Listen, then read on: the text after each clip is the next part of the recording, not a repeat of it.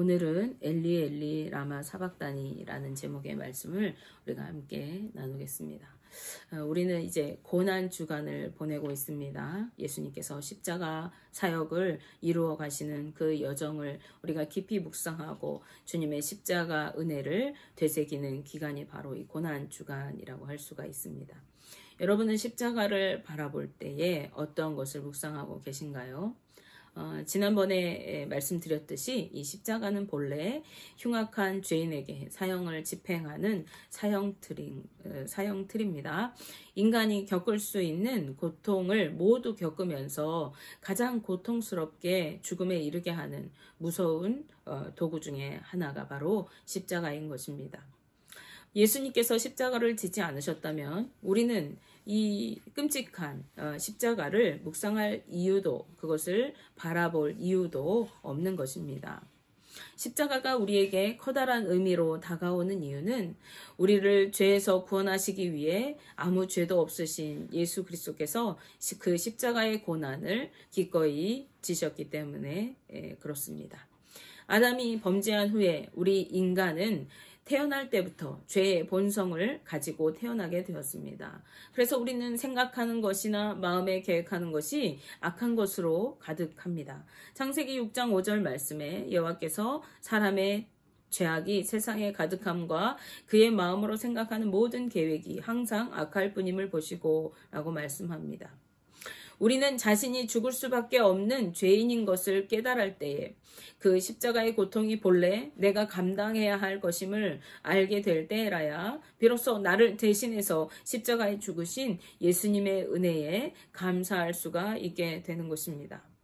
그렇다면 우리를 위해 예수님께서 감당하신 고통은 어떤 것이었을까요?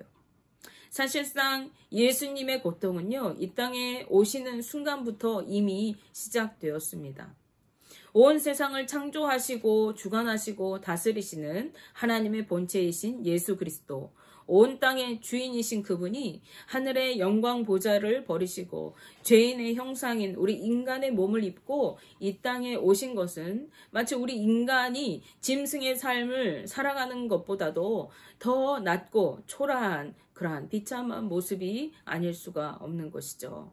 그럼에도 불구하고 기꺼이 이 땅에, 그것도 가장 낮고 초라한 자리인 어느 시골 동네 베들레헴에, 그것도 마국간에서 탄생하시고 누울 자리조차 없으셔서 짐승의 먹이통인 구유에 누이신 것은 순전히 우리를 사랑하시고 구원하시기 위한 하나님의 사랑을 나타내시기 위해서 예수 그리스도께서 행하신 헌신이자 순종이라고 할 수가 있겠습니다.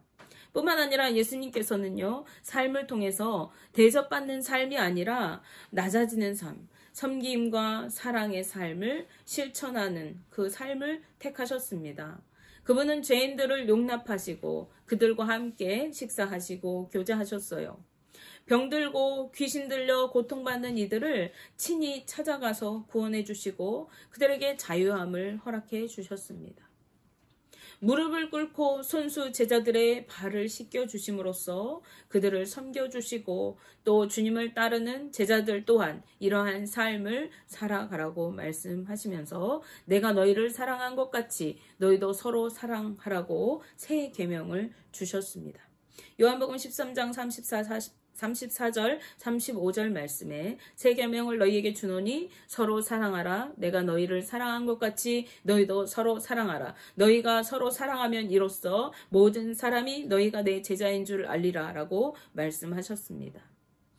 사랑은 하나님의 대표적인 성품 중에 하나입니다. 따라서 우리가 하나님의 성품을 닮아서 서로 사랑하고 섬겨주는 삶을 살아갈 때 그것은 우리가 주님께 속한 자요, 주님의 제자라는 증거가 된다고 말씀하십니다.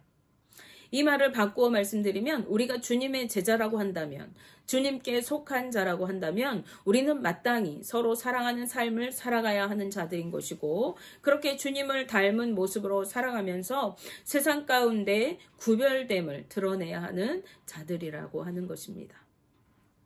그렇다면 우리를 사랑하신 주님의 사랑은 어떤 사랑일까요? 그것은 나를 대신해서 죽음까지도 대신 담당해 주시는 사랑입니다. 내 모든 고통과 아픔을 대신 담당해 주시는 사랑이 바로 주님이 우리에게 베풀어 주신 사랑인 것입니다. 이사야 53장 4절에서 5절 말씀을 보시면 그는 실로 우리의 질고를 지고 우리의 슬픔을 당하였거늘 우리는 생각하기를 그는 징벌을 받아 하나님께 맞으며 고난을 당한다 하였노라. 그가 찔림은 우리의 허물 때문이요 그가 상함은 우리의 죄악 때문이라. 그가 징계를 받음으로 우리는 평화를 누리고 그가 채찍에 맞음으로 우리는 나음을 받았도다 라고 말씀합니다. 예수님께서는 우리의 모든 고통과 슬픔을 대신 지시고 우리의 허물과 죄를 인하여서 찔리고 상하신 분이십니다. 예수님께서 징계를 받으시고 채찍에 맞으심으로 인하여서 우리가 평화를 누리고 또 나음을 얻게 되었다고 성경은 증언하고 있습니다. 그분은 죄를 지어서 하나님께 징벌을 받으시고 고난을 당하시는 것이 아닙니다. 그분은 죄가 없으신 분입니다. 그럼에도 불구하고 예수님께서는 사랑하는 주의 백성들을 죄악에서 구원하시기 위해서 온갖 멸시와 조롱을 당하시고 침뱉음을 당하시고 뺨을 맞으시고 채찍에 온 몸이 찢기고 살점이 뜯기는 고통을 친히 감당하셨습니다. 가시관을 쓰시고 무거운 십자가를 지고 골고다 언덕길을 기꺼이 오르셨습니다. 그리고 마침내 십자가에 못 박히신 것입니다. 억지로 끌려가신 것이 아닙니다. 그 길을 기꺼이 스스로 그 고통을 감당하신 것입니다. 그리고 그렇게 하신 것은 순전히 죄 많은 우리를 살리기 위한 사랑 때문입니다. 유대인들은 그 모든 상황을 지켜보면서도 자신들을 구원하시기 위해 오신 메시아를 알아보지 못하였기 때문에 예수님을 향해서 저는 죽어야 마땅한 자라고 소리쳤습니다. 예수님께서는 인간이 겪어야 할 모든 육체적인 그리고 정신적인 고통과 아픔을 경험하신 것입니다. 그런 예수님의 모습을 지켜보신 하나님께서는요, 유대인들을 향하여 진노하시고 온 하늘이 어둠이 드리워져서 흑암이 가득하게 하셨어요. 본문 말씀에 보시면 제6시부터 9시까지 3시간 동안 온 땅이 어둠에 임하였다고 말씀합니다. 하나님의 독생자 예수 그리스도의 고난 앞에서 햇빛마저도 그 빛을 잃게 되고 말았던 것입니다. 제6시는 우리 시간으로 하면요, 오후 12시를 가리켜요. 즉 정오인 한낮입니다. 그리고 제9시는요, 오후 3시를 가리킵니다. 즉 12시부터 3시 이때는 가장 햇빛이 뜨겁고 밝게 빛나는 때였던 거예요. 그런데도 불구하고 그 시각에 온 땅이 어둠과 흑암이 뒤덮인 것은 하나님께서 개입하신 초자연적인 현상이라고 할 수가 있겠습니다. 그런데 예수님께서 비록 잠시 동안이었지만 이때 그 어느 때보다도 가장 극심한 고통을 겪으셨습니다. 그것은 바로 하나님께 버려지는 고통입니다. 오늘 본문 말씀에 예수님께서는 큰 소리로 외치셨다고 말씀합니다. 엘리 엘리 라마 사박다니. 이것은 나의 하나님 어찌하여 나를 버리셨나이까 하는 뜻입니다. 나의 아버지여 왜 나를 버리셨습니까? 라고 외치는 이 예수님의 절규는 하나님의 본체이신 그분이 하나님과 분리되는 고통을 호소하고 계신 것입니다. 예수님께서 십자가에 달려 돌아가시기까지 그분은 하나님께 철저히 외면당하시고 버림받으셨습니다. 이 같은 하나님과의 분리는 예수님에게는 그 어떤 것과도 비교할 수 없는 크나큰 영적인 고통인 것입니다. 하나님께서 외면하실 수밖에 없는 이유는요, 예수님께서 우리의 모든 죄를 담당하고 죽으셔야만 했기 때문에 그렇습니다. 다시 말씀드리면 하나님께 버림받고 죽어야 할 존재는 죄인된 우리들이라는 것입니다. 그런 우리를 구원하시기 위해서 예수님께서 대신 하나님께 버림받으셔야 했고 죽으셔야만 했던 것입니다. 따라서 예수님의 그 모든 고통은 전부 우리를 죄악에서 구원하시기 위한 그분의 사랑 때문인 것입니다. 그러나 그 순간까지도 유대인들은 자신들이 한 잘못을 깨닫지 못했습니다. 거기 있었던 사람들은 하나님을 향해 애타게 부르짖는 예수님을 향해서 그가 엘리야를 부른다라고 말합니다. 엘리야는 하나님에 의해서 죽음을 맛보지 않고 하늘로 올려져간 구약시대의 선지자죠. 이 당시 유대인들 사이에서는요, 이 죽음을 보지 않은 엘리야가 극심한 고통 가운데 있는 의인들을 도와줄 거라는 그러한 믿음이 관행처럼 이렇게 전해져 오고 있었어요. 따라서 예수님께서 엘리야에게 도움을 구하고 있는 것으로 이들은 오해하고 있었던 것이죠. 그리고 정말로 그가 의로운 사람인지, 그래서 엘리야가 그를 구원해 주는지 우리가 두고 보자 이렇게 말합니다. 마태복음 27장 49절 말씀에 그 남은 사람들이 이르되 가만두라, 엘리야가 와서 그를 구원하나 보자 하더라 라고 말씀합니다. 그들은 극심한 갈증을 느끼는 예수님께 어떠한 사람이 달려와서 신 포도주를 이렇게 갈대에 엮어서 먹이려고 했어요. 그 먹이는 사람에게 그 사람을 말리면서 이렇게 말하는 거예요. 야, 가만둬라. 도와주지 마라. 그가 정말 의로운 사람인가? 그래서 엘리야가 그를 구원하는가? 우리가 한번 두고 보자. 진짜 그가 의로운 사람이라면 엘리야가 구해주지 않겠냐 하는 것입니다. 이것은 예수 그리스도를 통한 하나님의 뜻과 계획을 그들이 전혀 모르는 무지한 자들이었음을 의미하는 것입니다.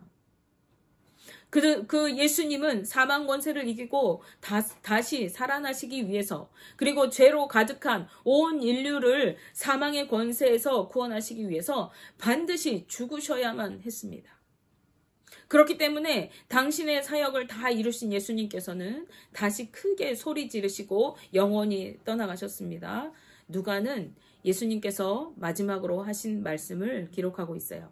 누가복음 23장 46절 말씀에 예수께서 큰 소리로 불러 이르시되 아버지 내 영혼을 아버지 손에 부탁하나이다 하고 이 말씀을 하신 후 숨지시니라 라고 말씀합니다.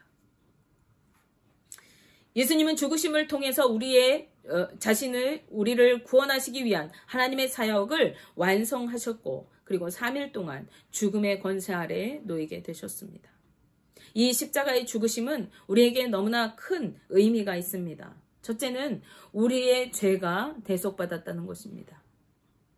예수님께서 십자가의 죽으심으로 죄의 속박에 눌렸던 우리를 구원하셔서 죄에서 자유하게 하셨다는 거예요.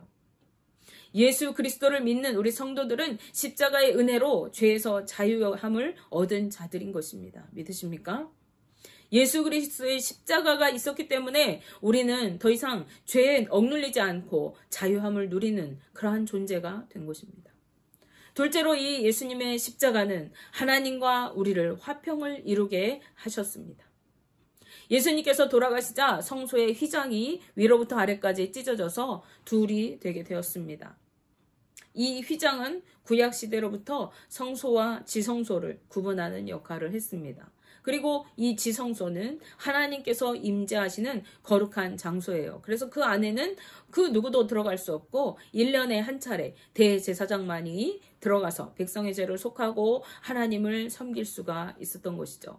그런데 이 지성소를 가리고 있던 휘장이 찢어졌습니다.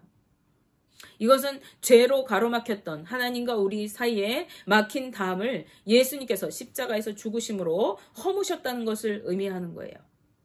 이제 믿는 성도들은 누구라도 하나님과 화평을 누리고 그분 앞에 나아가 하나님의 임재를 누릴 수가 있게 된 것입니다. 우리는 더 이상 짐승을 잡아서 하나님 앞에 드림으로 우리 죄를 속할 이유가 없어요. 예수님께서 우리 모든 죄를 담당하셨기 때문에 이제 우리는 담대히 하나님 앞에 나아가서 하나님을 내 아버지라고 감히 부르면서 그분을 예배하고 그분의 임재를 누릴 수가 있게 된 것입니다. 이것은 예수 그리스도의 십자가 은혜인 것이죠. 세 번째로 우리는 예수님의 십자가의 죽으심을 통해서 부활의 소망을 품게 되었습니다.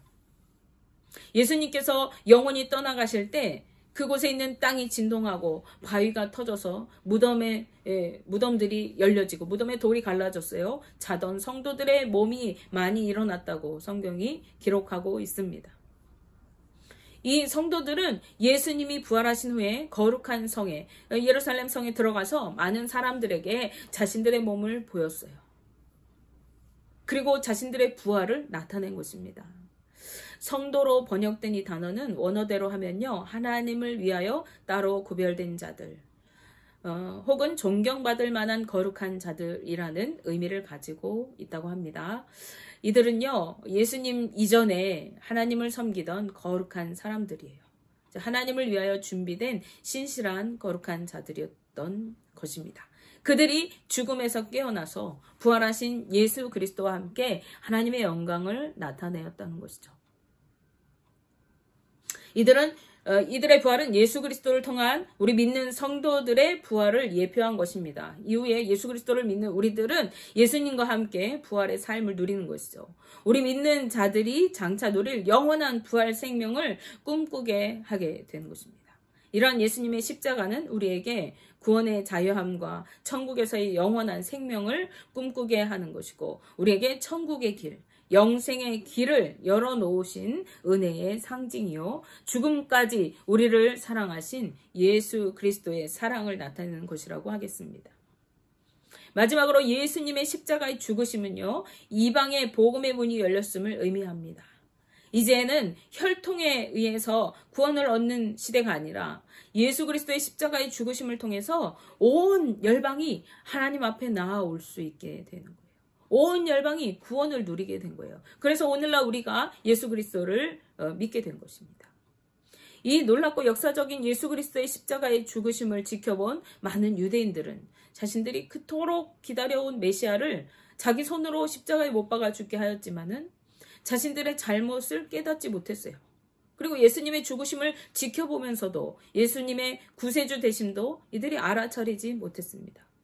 그런데 이 십자가 형벌을 집행했던 로마의 백부장, 그리고 예수님을 지켰던 병사들은 그분의 죽으심과 함께 일어났던 이 초자연적인 사건들, 즉 흑암이 온 땅을 뒤덮고 지진이 나고 무덤이 터지고 죽은 자가 일어나고 이러한 일들을 바라보면서 몹시 두려워하였고, 그리고 이렇게 고백하였습니다. 이는 진실로 하나님의 아들이었도다. 마태복음 27장 54절 말씀에 백부장과 및 함께 예수를 지키던 자들이 지진과 그 일어난 일들을 보고 심히 두려워하여 이르되 이는 진실로 하나님의 아들이었도다 하더라 라고 말씀합니다. 전승에 따르면요, 이 백부장의 이름은 페트로니우스라고 해요. 그리고 이 사람은 이후에 복음을 전하는 신실한 복음의 전도자가 되었다고 합니다.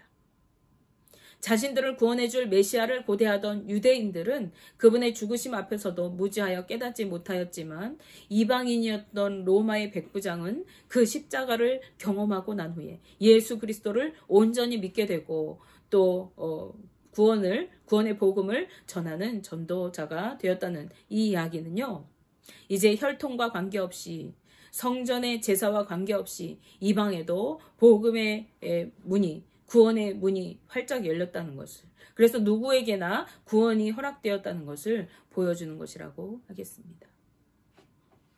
예수 그리스도의 십자가는 우리에게 어느 것과도 바꿀 수 없는 하나님의 사랑과 예수 그리스도의 은혜를 보여주는 것입니다.